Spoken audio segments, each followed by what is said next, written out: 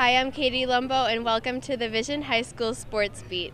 High School Sports Beat is brought to you by the Vision Automotive Group, with something for everyone, offering Chrysler, Dodge, Ford, Hyundai, Jeep, Kia, Nissan, and Ram, with locations in Penfield, Henrietta, Canandaigua, Fairport, Webster, and Greece.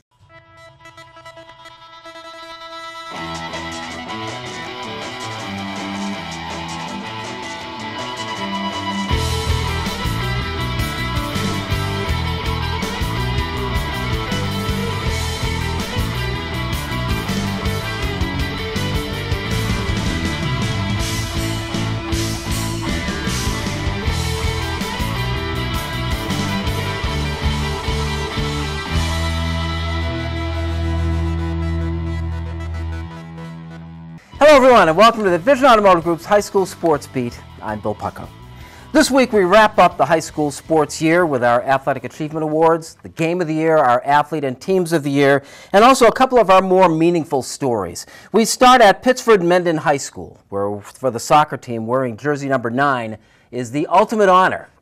Here's Brian Mazurowski. A jersey number can mean a lot to an athlete. Some are worn because of superstition, others by nature of habit. In soccer, the number 10 is traditionally reserved for the team's best player, but at Pittsford-Mendon, it's the number 9 that's most significant. 9 once belonged to Todd Polino, an all-star player and leader who graduated from Mendon in 1985. Polino worked on the 107th floor in the North Tower of the World Trade Center. He was only 34 on September the 11th, 2001, when his life was taken.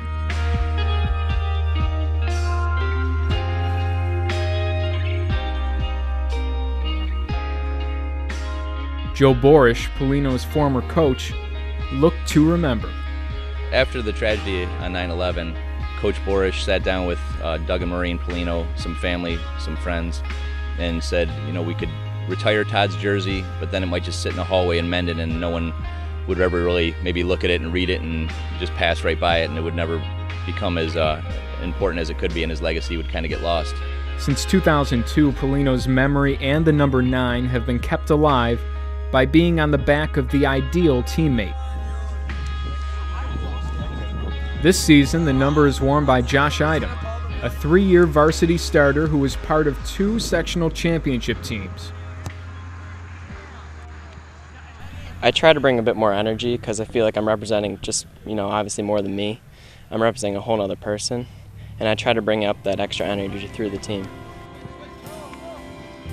Once he was selected, we announced it at the banquet. It's always a surprise. The kids, we announce the captains, we announce a couple things, and that's always like the big drum roll, who's going to wear this jersey, because everyone that is in contention for it really would like to wear it. It's a huge honor. So it's announced there, and the kids are usually very excited about it, and then I have a sit down with them after and just remind them who Todd was and what it stands for, and not really the pressure, but the honor that goes with it, and then the responsibility that goes with it as well. There's a lot that goes with wearing that number. Now, 11 years after the tragedy on 9/11, what began in Mendon as a way to remember one man is now also serving as a reminder of the events that took place on that day. It's tough, and you take for granted sometimes things that have taken place and go by, and it happens fast. I mean, 11 years, it seems like it was 4 or 5 years ago, and then you look at the age of these kids and do the math. They're 5 years old, 6 years old. Each year we just really try to remind the kids what took place in America, what a tragedy it was, and not to take for granted the privileges we have. Especially with this number 9 and Todd Polino, it's going to be remembered, and it's going to be a part of this team as long as it stands.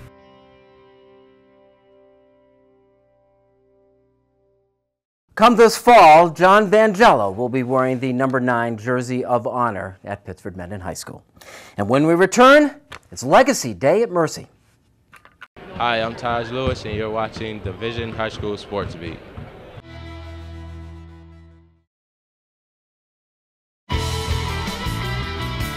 Welcome back to the award-winning Vision Automotive Group's High School Sports Beat. I'm Bill Pucko. It is often said that youth is wasted on the young. So on a sunny spring day at Mercy High School, the athletes at Mercy decided to share it. There are few more mutually enriching experiences than when the young and the not so young get together. That's what turned an otherwise ordinary day at Mercy High School into something special.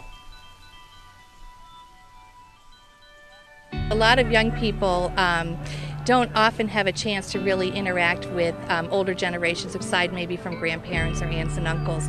And then to meet students or alumni that graduated in the 1930s or 40s, I think it really ties it together, that whole circle of life thing of look at where they are now and we all started from the same place. It's just fantastic.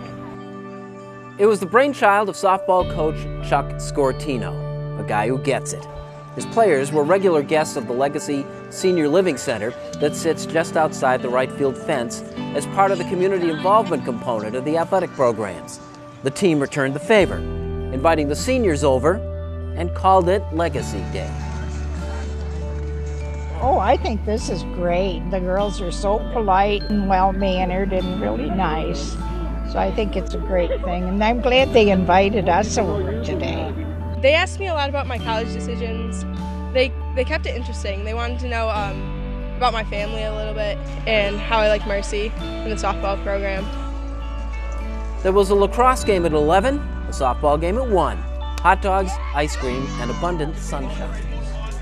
They're so cute. We just were helping, like serving them hot dogs and all like chips and everything, and they just are so happy to be here. The one lady has on little like old-fashioned little baseball caps, and she was telling me it was I think her nieces that she found in her drawer, and that she was like, I had to wear it. And I was definitely, because it just is so great and goes along with the whole theme of today and everything. So I just loved it. This hat, I didn't know it was going to attract so much attention.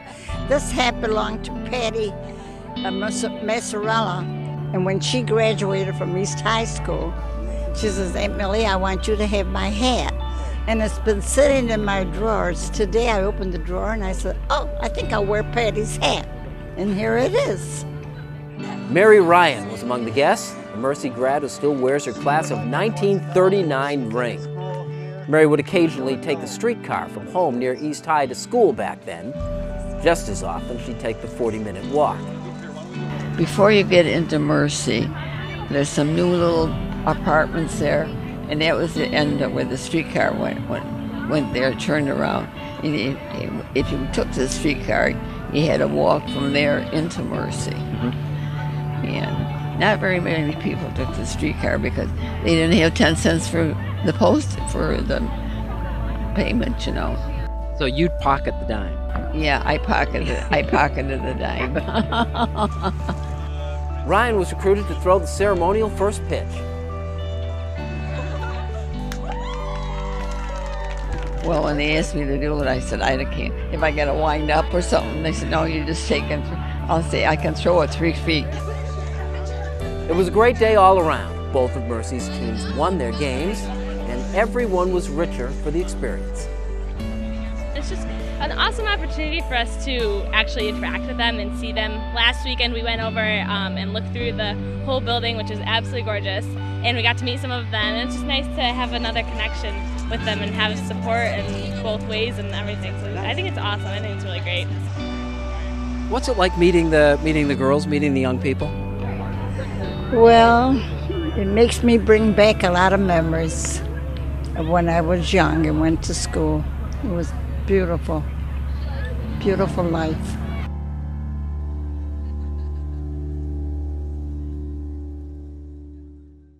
Off the success of this one, Mercy High School plans to make this an annual tradition. When we return, our End of the Year Athletic Achievement Awards, our Game of the Year, our Athletes of the Year, and our Teams of the Year. Hi, I'm Tom Sadesky, and you're watching Vision's High School Sports Beat.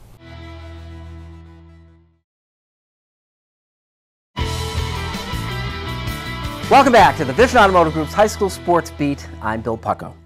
Time now for our wrap-up of the high school year with our Athletic Achievement Awards. Here is the system we use. A section champion gets 10 points. A sectional runner-up gets 4. A combined program like the Pittsford lacrosse teams, which represent both Mendon and Sutherland, gets 7 points for each team. A finalist earns 3.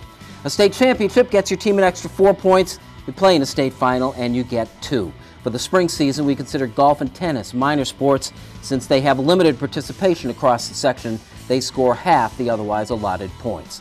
For the spring season, here are the top 5. At number 5, Rush Henrietta. The Comets won a boys track title and were second in girls track and baseball for 18 points. At number 4, Pittsford Mendon with a girls track title, pointed also in girls lacrosse, softball, and boys tennis. They had 19.5 points. The Fairport Red Raiders are third. They get 20 points, 10 each, for winning championships in baseball and softball. At number 2, the HFL Cougars got 10 points each for sectional championships in girls track and lacrosse. The 2 extra points for the lacrosse team came by gaining a state final. And at number 1, the Penfield Patriots. Titles in boys lacrosse, and girls track. A sectional final in softball picked up another 4 for a grand total of 34 for the year. Here's how the districts fared. At number 5, Rush Henrietta. The Comets ride their track and field dynasty into a 5th place overall finish for 58 points. Even while getting shut out of spring titles, Webster Thomas managed to finish 4th for 60 points. At number 3, HFL. Points in 10 different sports, they got 63. That strong spring season vaulted Penfield into the number 2 position for 68 points, but for the second straight year, Pittsford Mendon is the winner. Congrats to Athletic Director Scott Barker and everyone contributing to the athletic excellence at Pittsford Mendon, which scored 80.5 points. Now for the team and individual honors, ladies first. Pittsford Sutherland volleyball star Louisa Shermer. Shermer brings national team experience back to Sutherland for her senior year next year. Track star Madeline Kopp is headed to Duke. Kopp won the 100, 200, and 400 sectional titles to cap a marvelous career. We met the piano girl, Mercy's Christine Schmidt, in the fall. She added to that resume this month by winning the state title and posting the lowest 36-hole score in the 6-year history of the Girls State Championships. But our female athlete of the year is HFL's Carrie Stankaitis. The 2-time All-Greater Rochester Swimmer of the Year broke the state record in the 50 free at the sectionals in Webster, and Carrie is a 2-sport star, helping to lead HFL to another girls lacrosse championship. Carrie, our female athlete of the year, is headed to Cornell. On the boys' side, Hilton's Yanni Diakomahalis is probably the toughest little guy around. Yanni won the state wrestling championship at 99 pounds to cap a 51-0 season. Tommy Wagner was a 2-sport star in Victor. Wagner broke the Section 5 career hits record on his way to leading Victor to its 3rd title in the last 3 years. He joined Stankaitis at Cornell next year. Desmond Mobley was a multiple winner of all Greater Rochester indoor and outdoor track and field honors over the course of his career. He won the high jump and the 110 hurdles at sectionals and finished with a state title in his outdoor long jump. But our male athlete of the year is another swimmer. Victor's Jeffrey Williamson won 15 sectional swimming titles. He came away with 4 state crowns.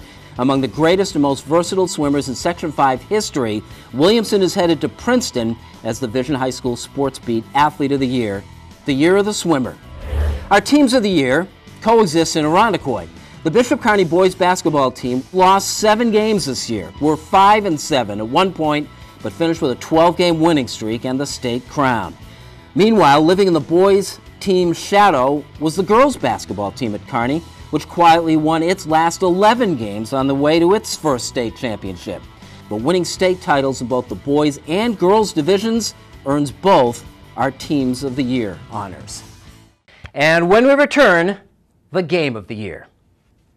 Hello, I'm Ben Palermo, and you're watching the Vision High School Sports Beat.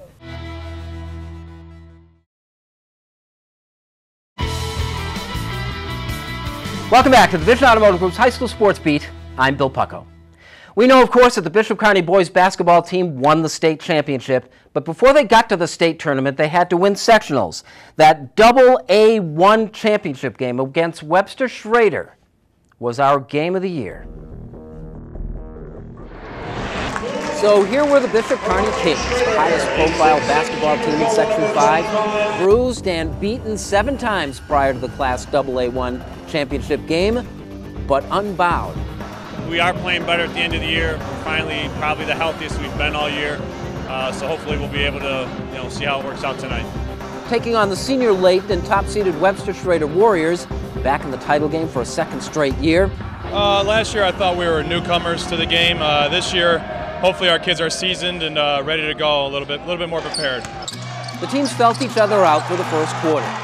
Schrader denied inside by Kearney's length. Gunner Blaze dribbled through the force to get the ball to Justin Maggio for three. It was 9-9 quarter. The Kings produced an 11-point run in the second. Juan Smith scored on the fly, drew the foul on Blaze. Kearney the 7-point lead. Then it was Quentin Rose to Syracuse University-bound Chinonso Oboko.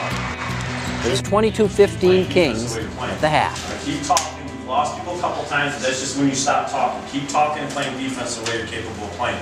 You cannot relax. The way they shoot threes, you cannot relax. You have got to keep pressuring. We're going to stay up in the press. We are absolutely fine. We're down 7 to them in the third quarter. Okay? You guys got great shots. You got great shots. Okay?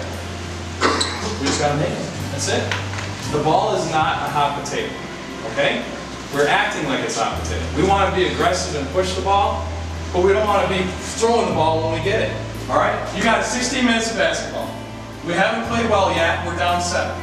You got to finish the job. The job's not over. You got to go out and finish it. Team on 3. 1, 2, 3, 2. Go. Shooting just 5 for 25 in that first half, Schrader pulled its game outside in the third quarter and began to connect.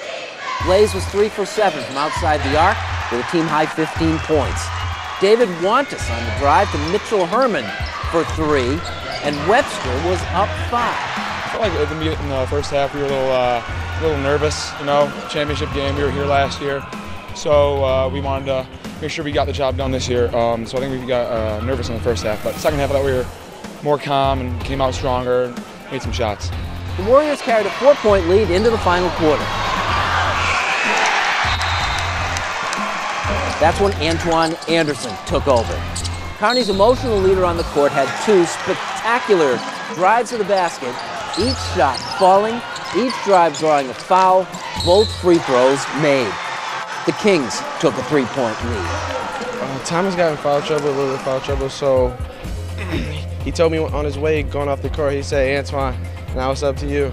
And when he said that, I started thinking like, oh, I really don't want to lose this game. So I figured I'd attack the basket. If somebody step up, then I'd pass it, but they weren't stepping up, so I just kept going to the basket. It was tied into the final 3.5 minutes. Schrader's Emmett Holt outplayed Oboko, driving past him for the final 2 of his 9 points. The junior added a game-high 13 rebounds and 4 blocked shots, but fouled out. Kearney was up 1 point. Schrader ball, 7.9 seconds left. Anderson fouled Wantis with 3.1 seconds left, putting the senior guard on the line for a 1-and-1. The outcome hung in the balance. Wantis hit the back rim with the first free throw. Kearney got the rebound. I've never myself been in a position like that, but you got so much to think about. What is that pressure like?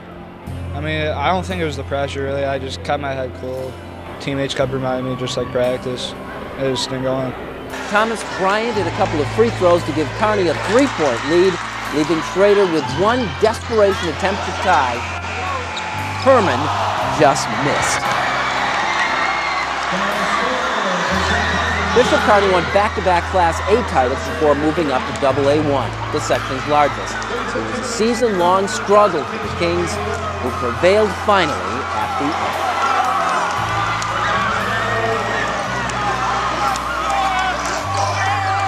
What's it like winning this championship, that it came so difficultly? Oh, it feels great. You know, after going down at first and then coming back, winning some games straight, you know, it feels great just to come in and prove doubters wrong that we can win, and we're still a team.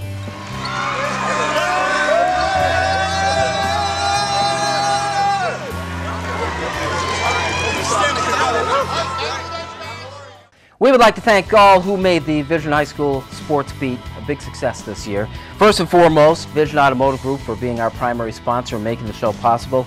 Channel 13 for showing the faith to put this program on the past 42 weeks. And also Classy Wolf Media, the #1 syndicators of local programming in Rochester these days.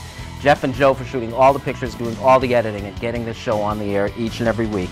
And everyone who watched it and helped make this program the award-winning success that it was. We will see you again in September.